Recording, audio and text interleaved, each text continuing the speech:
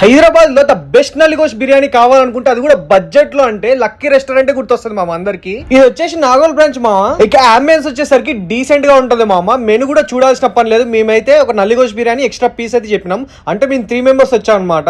ఒక నల్లిగోష్ బిర్యానీకి 2 పీసులే వస్తాయి. కాస్ట్ వచ్చేసరికి 700 రూపీస్ పడ్డది మామ. నల్లిగోష్ బిర్యానీకి ఎక్స్ట్రా పీస్ కి అయితే 260 రూపీస్ చార్జ్ చేశారు మామ.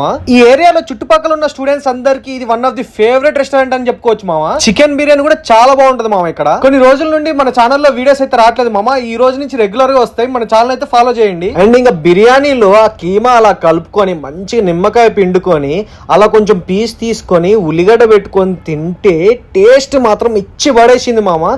చాలా అంటే చాలా బాగుంది. నెక్స్ట్ లెవెల్ ఉంది అనుకోండి. అసలు ఇప్పటి వరకు నేను తిన్న వాటిలో ద బెస్ట్ నల్లిగోష్ బిర్యానీ అంటే ఇదే మామ. నాకైతే రైస్ ఫ్లేవర్ అయితే చాలా బాగుంది మామ. పీస్ కూడా చాలా టెండర్ గా ఉంది. ఎస్పెషల్లీ కీమా మాత్రం చాలా అంటే చాలా బాగుంది మామ. స్పైసీగా అదిరిపోయింది. నల్లి బొక్కకైతే తిప్పలే పడ్డాం మామ, కానీ పని చేయలేదు. బిల్ వచ్చేసరికి 1250 రూపీస్ పడింది మామ ట్యాక్స్ తో కలిపి. ఇంకా కిందికి దిగగా అనే ఒక చాయ్ అయితే చెప్పాం మామ. ఈ ఏరియాలో ఎప్పుడు వెళ్ళినా నేను ఈ చాయ్ అయితే అస్సలు మిస్ కొట్టాను మామ.